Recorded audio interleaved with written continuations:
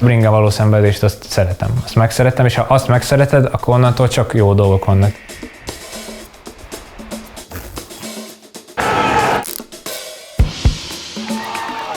Én még mindig vallom azt, hogy igazából egy napot nem dolgoztam életemben. Ritkán van olyan, hogy így egy icipicit úgy vagy vele, mint nem tudom, gyerekkorodban a fürdést, tudod, hogy jaj, nincs kedvem bemenni, de azok a napok az olyanok, hogy nekem nincs kedvem abba hagyni. Attila Walter. Attila Walter. Attila Walter. No, Attila Walter. Ez az Ati!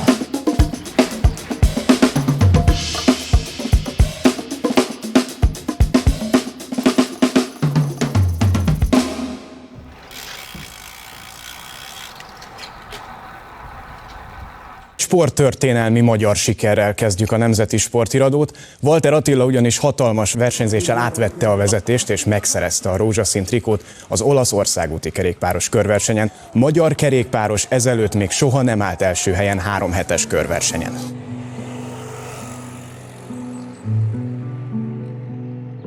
Majd közepes 3 óra lesz a penzum. Ebben a 3 órában meg lesz szerintem 2000 méter szintkülönbség, ahhoz otthon elég sokat kell mondjuk dobogókön vagy a Kékestetőn föllemenni, hogy meglegyen. Itt ez egy gyakorlatilag pihenőnapnak mondom, az is megvan könnyedén 2000 méter szint.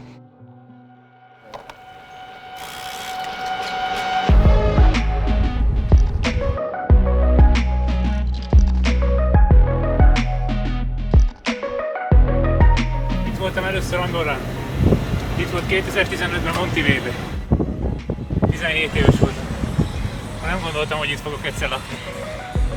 Ha tényleg hegyi menő akarok lenni, akkor kellenek azért ezek a hegyek. Ezért nehéz nem mosolyogni, nem?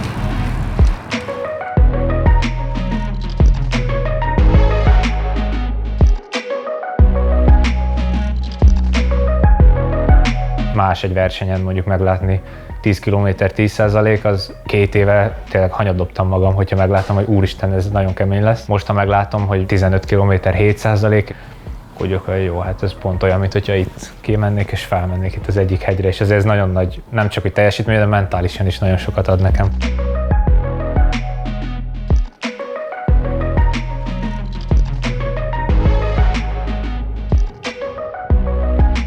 Rengeteg bicós itt lakik, amúgy szerintem a legtöbb bringás, aki nem a saját országában él, az szerintem itt él Andorrán. Úgy éreztem, hogy nekem is, és a páromnak is amúgy ez egy tök jó kiindulás lesz, így külfölddel ismerkedni, és eddig neki is nagyon-nagyon bejön, szóval nekem nagyon fontos szempont volt az is, hogy egy olyan helyet választ, akkor ő is jól érzi magát. Tehát neki azt elfogadni, hogy ő nagyon messze él a családjától, az egy sokkal nehezebb dolog.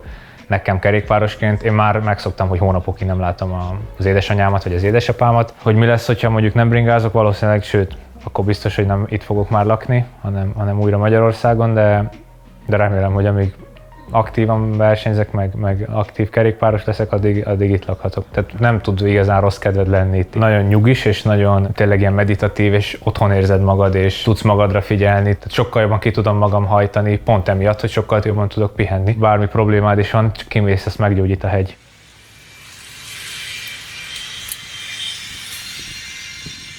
Nagyon ritkán megyek nyugiba, én mindig amúgy zenét hallgatok. Amikor ilyen keményebb nap van, vagy komolyabb résztáv, akkor ilyen elektronikusabb, elég hardcore dubsteppeket.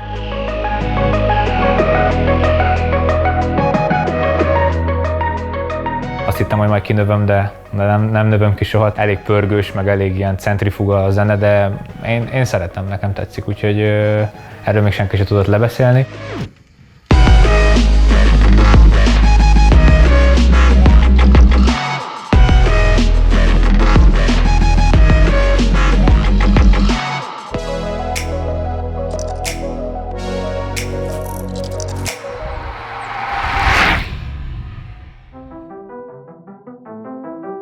Én beleszülettem gyakorlatilag ebbe az egész bringás világba, édesapám is versenyző volt, ebből élt, ez volt a hivatása. Amikor a húgom született, 3 évvel fiatalabb ő nálam, akkor hagyta abba a profi versenyzést, azt mondta, hogy 2 gyerek mellett már azért elég necces, meg eljött az ideje annak, hogy egy kicsit mást is csinálni, és akkor egyből így az edzősködés felé váltott itt Csömörön.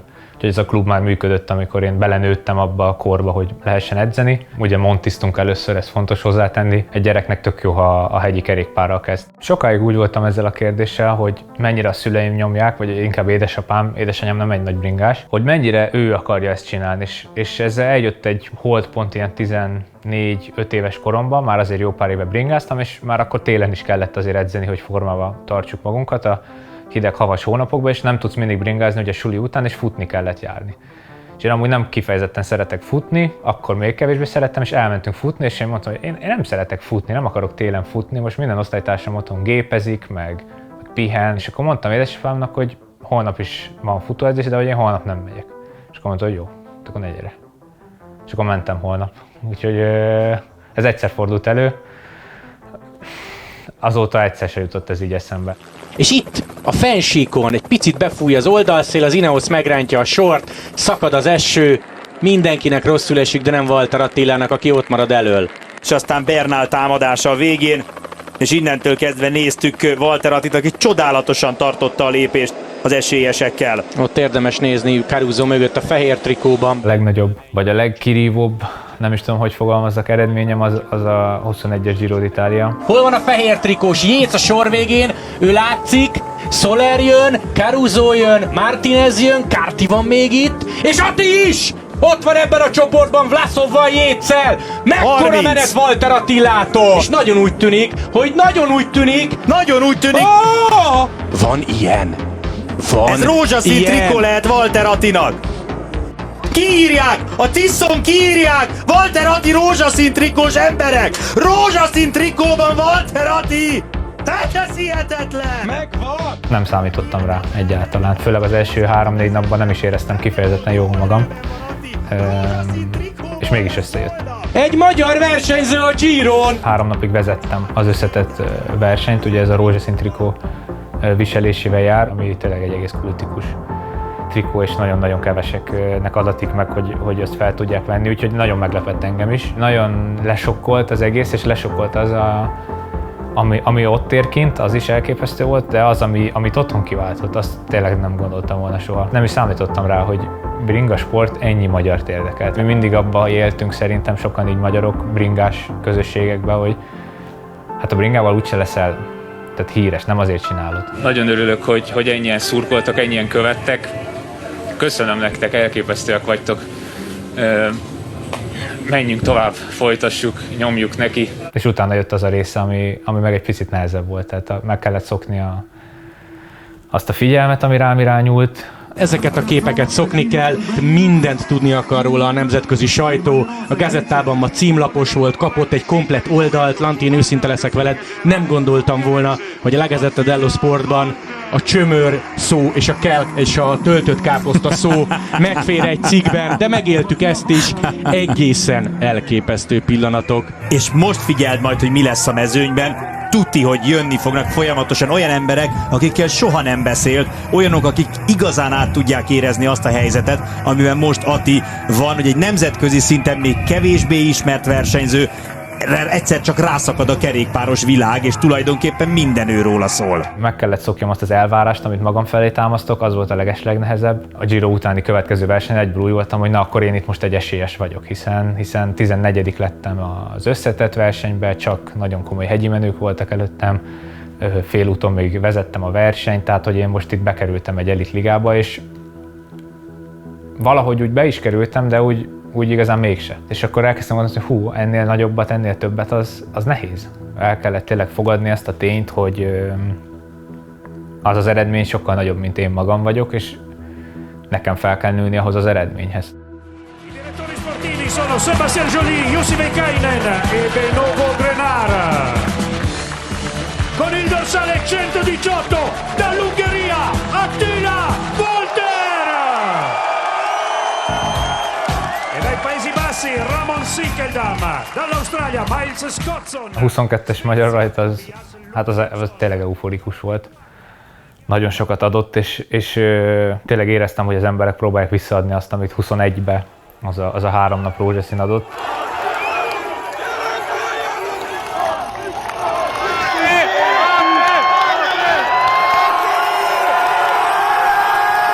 Elképesztő volt ezt a 3 szakaszt itt Magyarországon, meg úgy azt az egészet megélni már év elejétől kezdve. Nagyon sok energiát kaptam ott az emberektől, és ezt szerettem volna ott visszaadni, és ez egy picit átfordult, mert nagyon jó formában voltam a 22-es Giro előtt. Tényleg tök jól alakultak a dolgok, és azt éreztem így a félúton a versenynek, hogy nem vagyok olyan erős, mint szeretnék. Ő 75. helyen végzett. És a 48. helyen ért célba. Walter Attila legjobb magyarként a 15. A 31.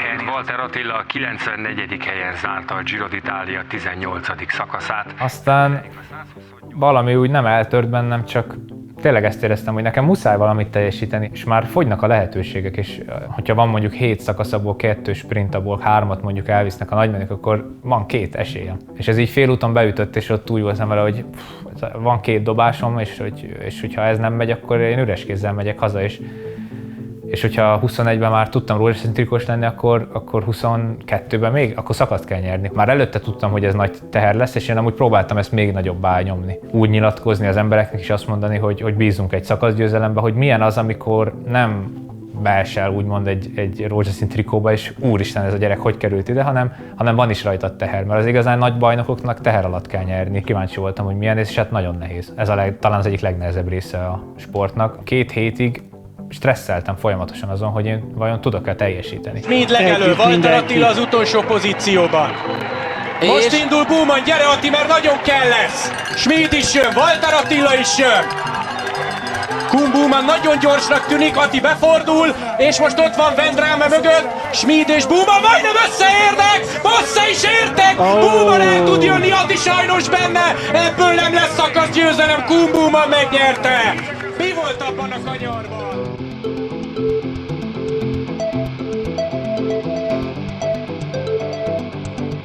Tonelli 3, Atti üti a kormányt, 4. hely, mi volt ebben a kanyarban? It's something, it's coming, but I would have really liked to win today. Lehet, hogy hosszú távon ez is hozzá fogadni, hogy ott nem nyertem, mert akkor lehet én is majd megváltoztattam volna a saját emlékeimet, hogy én tudtam, én kézben tartottam a dolgokat, közben nem.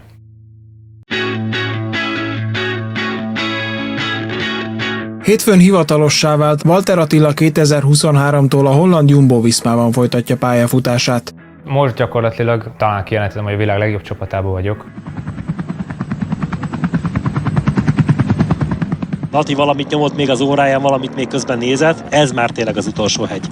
Igen, és akkor azért mondjuk ide egy magyar bajnoki trikóban tekerő srác vezet a Tour de France győztesnek, azért ez egy szép mondat. Én még nagyon a fejlődés útján vagyok, nem pedig learatom a babérokat úton. De legtöbbször én a csapat sztárjait, vagy az igazi nagy kapitányait segítem. Hát egy elég megtisztelő feladat, mert ide nem vesznek fel véletlen akárkit. Viszem a kulacsot, hogyha kell, húzom a sort, hogyha kell, az a kedvenc feladatom, igazából azt nagyon szeretem. Azt mondják, hogy Attila, most menni kell, most büntetni kell, és akkor én megyek és büntetek. És Attinak jó a tempója, hátul borítanak ki az emberek. Van egy szakadás, Atti olyan tempót megy, hogy már szakadás van.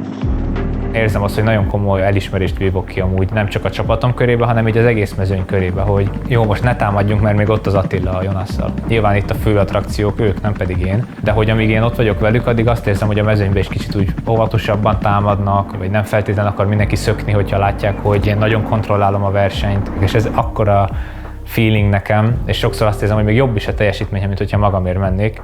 Annyira ki tudom hajtani magam másokért, és pont az a stressz amúgy, ami a kapitányon van, az rajtam nincs.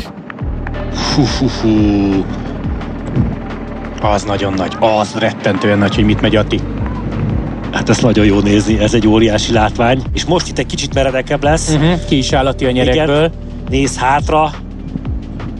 Ez már igen, itt Attila is már vicsorog. Még megy. Ez mindent bele fog tenni, ott nem, a kettes kapu. Igen, ez végsőkig ő addig megy, ameddig őt le nem kerülik. Ő kiborítani nem valószínű, hogy fog szerintem. És van benne lendület nekem, most igen. Fáj nézni, de és ezzel a lendülettel szép, nagyon szép volt. Nagyon-nagyon szép volt, és akkor innentől kezdve ami maradt Jonas Vingegaardban. Hát és sok maradt, ez egy gyönyörű felvezetés volt, és sok maradt, nem tudják vele tartani a lépést. És nagyon-nagyon jó azt kimondani, hogy Walter Attila mennyit ment a hegyen, hogy szétkapta a sort, milyen kevesen maradtak, amikor ő elkezdett tempót menni. Érkezik tehát a szakaszgyőztes Jonas Vingegaard, ez nagyon szép csapatmunka volt megint a Jumbótól. És itt van Atti! Az igen! Hogy feltámadta végére? Itt van Walter Attila! Az de szép!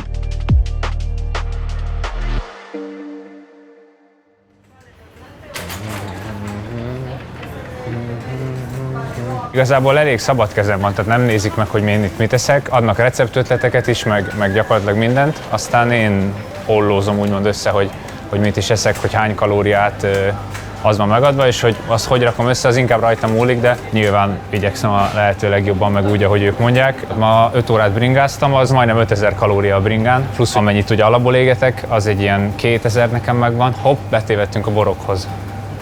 Úgyhogy az egy ilyen 7000 kalóriára jön ki, de azért 7000-et nem eszek meg, annyit nem is bírnék. De fontos, hogy amikor ilyen nagyokat edzek, meg ennyire intenzív periódusban vagyok, mondjuk ezen a héten majdnem 30 órát edzek, akkor így is úgy is fogok fogyni, mert egyrészt nagyon meleg van, a szervezet érzi is, hogy kicsit szabadulna a zsíroktól, meg annyit edzek, hogy nem tudok annyit enni. Inkább az a fontos, hogy főleg az ilyen nehéz napon eleget tegyek. Például ilyet is szoktam amúgy mindig venni. Lehet veszek is egyet. Ez töménycukor. Olyasmi, mint amúgy a tejkaramella. Ez ugye, ez azért jó, mert viszonylag kevés benne zsír, csak cukor van benne, úgyhogy ha van egy olyan napom, amikor mondjuk 5-6 órát fogok bringázni, és előtte meg kell egyek viszonylag sok kalóriát, és azt jobb szénhidrátból, például cukorból, ami egy tök jó szénhidrát, amúgy, hogyha jókor eszi az ember, akkor az ilyen jó tud lenni. Nagyon sokszor úgy van kiszámolva, hogy inkább egy kicsit kevesebb hús, például viszonylag kevés húst teszünk, elegendő mennyiségű rizs, és akkor utána legyen még mondjuk kenyér, házi lekvárral, vagy bármi ilyesmivel, hogy cukorból vigyük be a kalóriát, ami engem eléggé meglepett így az elején, hogy ennyi cukrot eszünk, de hát bejött. Nincs ez az alkoholtilalom, csak nyilván azért egy rendes berugás az nem, tehát szezonban nem is tudom, mikor voltam utoljára. Nem szezonban, hanem amúgy. Biztos több, mint egy éve, talán 2-3 éve. Sőt, berúgni nem is tudom.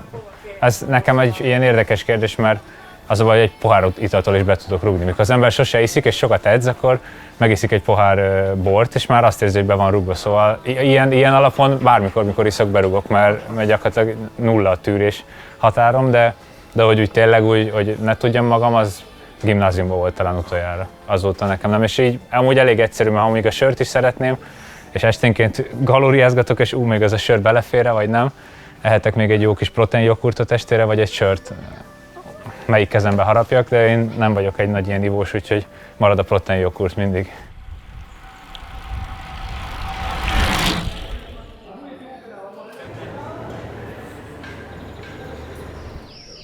Szerintem a doping ellenőrnek nincs is naptára, amiben azt nézi, hogy most milyen nap van. Jön ő a szülinapodon is, jön még talán karácsonykor is. Mai reggel, már majdnem hét előtt ott volt nálam a doping ellenőr a lakásomnál. Vérvétel volt, meg vizelet. Szokásos, gyakorlatilag rutinból megy már nekem is, meg nyilván az ellenőröknek is. Van, amikor sokkal kellemetlenebb. Idén volt, hogy egy napra hazautaztam az évfordulónkra a párommal ide Andorrára, és akkor eljöttek. És aznap este 8-ra jöttek oda hozzám. Úgyhogy az csúszott elég sokat az a vacsora. Ez egy nehéz kérdés, és nem is szoktam belemenni, mert mindig olyan magyarázkodósnak tűnik, de egy picit azért zavar, mikor tényleg ilyen teljesítmények vannak, és mikor valaki az életét feláldozza erre, és mindenét beleteszi, és elér egy eredményt, és utána valaki azt mondja, hogy hát jó, de hát úgy könnyű, hogy. De adtak a kerékpárosok a múltba erre okot. Csak ez olyan dolog, mintha én azt mondanám, hogy ha te üzletember vagy, akkor én azt mondom rád, hogy mondjuk adócsaló vagy. Inkább azokra a versenyzőkre haragszom, akik azt mondták régen, hogy nincs megoldás, és hogy muszáj volt dopingolnom, mert máshogy nem lehetett. Most lehet, akkor régen is lehetett. Nem fogják fel sokan, hogy amúgy mennyi munka nekünk ez, versenyzőknek, mennyi extra energia van abban, hogy tisztítsuk mi is a sportot, és hogy mennyi energia nekem megnézni azt, hogy ebbe talán van-e valami, ami miatt nem bukhatok-e meg.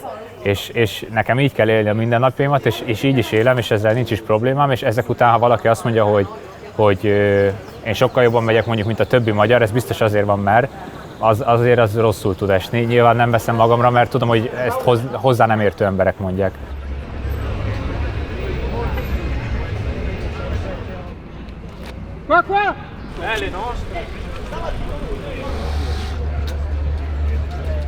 Wagner, Simon.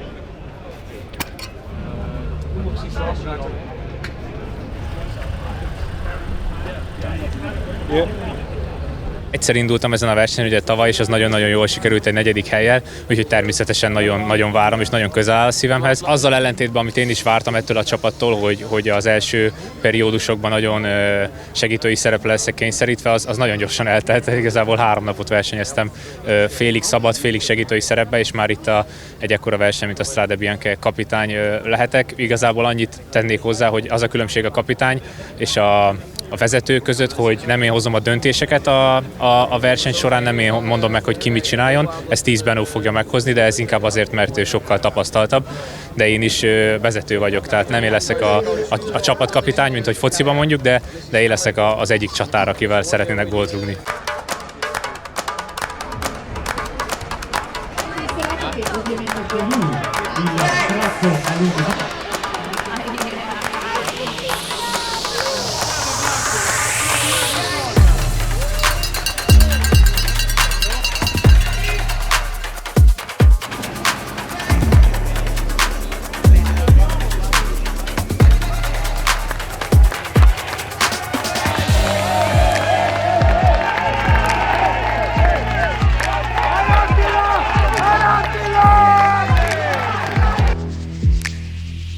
Jaj, de szép, hogy Ati ezt átvette. Még mindig jó erőben van. És kikerüli Mohoricsot. Azt te kell! Szép! Gyerünk, Ati, ez az! És csak 14 másodpercre Pidcock mögött, aki most ér fel a hegyre tetejére. Fú, milyen hangulat van itt ebben az utcában. Innen van 500 méter a célig. Azért ez kemény itt fölfele. Térköves, nagyon meredek.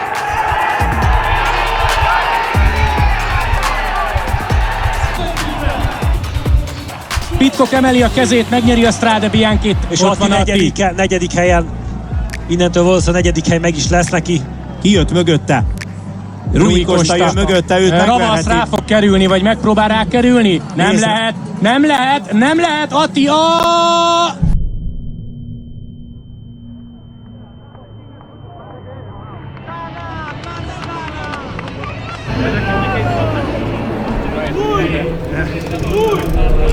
Nagyon örülök neki, hogy a tavalyi 4. hely kiderült, hogy ez nem egy véletlen volt. Ez majdnem 4. volt idén is, csak a célvonalon bedobták elém a biciklit. Ez egy nagyon amatőr hiba tőlem, de igazából mondhatom, hogy nem vágok erre miatt, de egyértelműen egy picit keserédes, hiszen ketten is ott voltunk a végjátékban, és végül 3. és 5. helyet hoztunk el, ami azért elég jó eredmény egy ekkora nagy versenyről, de ez az a csapat, aki mindig a győzelemre törekszik, úgyhogy át kell beszéljük, hogy mit tudunk majd jobban csinálni, mert nem az erővel volt a baj szerintem. Lehet, hogy azt kellett volna, hogy mondjuk én feláldozom magam és húzzom azt a pár főt, és megpróbáljuk teljesen utolérni Pidcockot, hiszen volt, hogy már nagyon-nagyon ott volt előttünk, szerintem bőven utol tudtuk volna érni, hogyha összedolgoztunk volna, vagy hogyha valaki vállalt volna egy komoly melót, picit jobban át kell beszélnünk a taktikánkat, de nem lehetünk elégedetlenek, hiszen nem lehet minden versenyt megnyerni. Szerintem így is van egy dobogónk, így is én nekem sikerült egy szép 5. helyet ismét elhoznom, és ez még csak az első jumbós versenyeim egyike, úgyhogy szerintem ebből még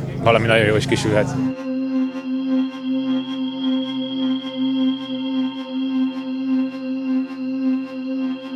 A Strade Bianche után picit előszedett a sajtó, meg inkább így az emberek, tudtam kezelni, meg el tudtam fogadni, egyáltalán nem érdekel. Szóval olyan szinten nem érdekelt, nem is olvastam nagyon róla, tényleg mondják, hogy nem olvasok kommentet, ez nekem most jött el ez az időszak először, és tényleg nem olvastam róla igazán. Elolvastam 2-3-at, ketten azt írták, hogy ő a hülye, ketten azt írták, hogy én vagyok a hülye. Akkor jöttem be, hogy akkor ők a hülyék, hogy ezen még tényleg napokkal később is erről beszélgetnek, miközben én a 10-szel pár perc alatt megbeszéltem.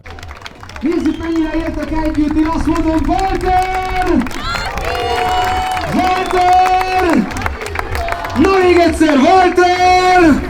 Szia! Üdv kis tárcsáról! Igazából én inkább szeretem, mint nem ezt a felhajtást körülöttem, vagy ezt a hírességet, mert amúgy megtisztelő. Lehet vannak negatív részei, de hogyha mondjuk elértem volna ezeket a sikereket, és a kutyát nem érdekelné, az biztos jobban zavarna. Alá is írjam? Ó, hát amon. Akkor akarod. Szerintem amíg így ezt tudom tartani, hogy nem érzem magam ilyen celebnek, meg hírességnek, meg amint elmegyek egy ilyen műsorba, lőjetek le. Ez a celebség, meg ez a híreskedés, ez nem nekem való, mert én úgy érzem, hogy engem nyilván attól ismernek, hogy kerékpározok, és már most is érzem, hogy nagyon sok minden másba kikérik a véleményem, és én nem értek hozzá. Szerintem tök jó, amíg egy sportoló a sportolói oldalon tud maradni, nem akar több lenni, mint ami. A rajtszámot a magasban lobogtatva. Hogyne? Aki nyert az Unióba, a többiek meg búgatva. Érkezik majd a színpadra az, aki nyer. Más tombola mellett, majd nem takarjuk ki, mert most van egy fontosabb esemény. A csapat időfutammal elkezdődik a spanyol országúti kerékpáros körverseny, a Vuelta, amelyen ezúttal ott van a mezőnyben Walter Attila is. Walter Attila mellett Van Baarle, Tratnyi, Kusz, Kelderman, Hessink és a két kapitány Vingegaard, illetve Roglic így áll fel a történelemre. Történelem írásra készülő a Jumbo, ugye a Giro már a zsebben, a Tour már a zsebben, most jöhetne a Vuelta. Soha a kerékpársport történetében nem volt olyan sor, amely egy évben, egy szezonon belül megnyerte volna mind a 3 hetest. Éppen betöltöttem 24. életében, mikor aláírtam ehhez a csapathoz, és szeretnék velük fejlődni, aztán lehet, hogy 30 évesen, hogyha ugyanitt leszek és nincs elég lehetőségem, úgy érzem, akkor más csapatokba fogok versenyezni. Itt van Walter Attila, és be tud még állni, és tud Roglicnak menni, az de gyönyörű! Itt van Enric Mas. Hát ő se fázik. 2:51:3:28.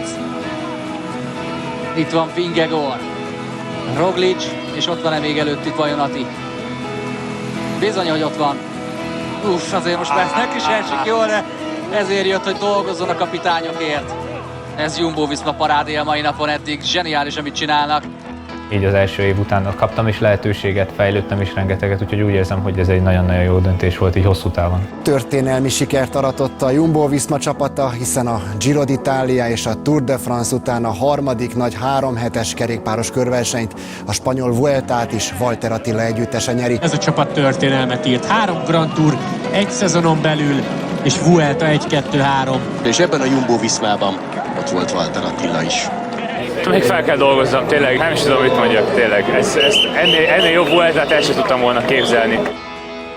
A segítést azt sokan kerékpársporton kívüliek úgy ítélik meg, hogy hát őt húzza az igát, de azért ilyenkor magadért is dolgozol valamilyen szinten. Nyilván vannak egyéni ambícióim, és lesznek is, és szeretnék saját eredményeket is, ami mellett az én nevem van, nem pedig a csapattársaimé, de úgy érzem, hogy ez a lépcsőfok azért kellett ahhoz, hogy az is megvalósulhasson. Most így, hogy már tényleg ott vagyok mondjuk, hogy egy Tour de France kapujába, hogy akár ott is indulhatnék, vagy más csapatokban már akár idén is indulhattam volna ott, már indultam Grand Tourokon, ugye a Giron 3-szor is, így most már inkább az a cél, hogy ezeken a versenyeken nyerni. Szerintem nem jó, ha az ember túl alacsonyra teszi a mércét, meg az se túl magasra. És én szeretném inkább picit magasabbra, és azt mondani, hogy ez amúgy egy tök reális cél, mondjuk a top 10 szerintem teljesen reális. Az, hogy a dobogóra is, az már egy necces kijelentés, hogy úgy mondjam. De az sem lehetetlen. De én mindig olyan célokat szeretnék kijelölni, ami arra ösztönöz nagyon, hogy amúgy egy csomót fejlődjek minden évben, minden nap.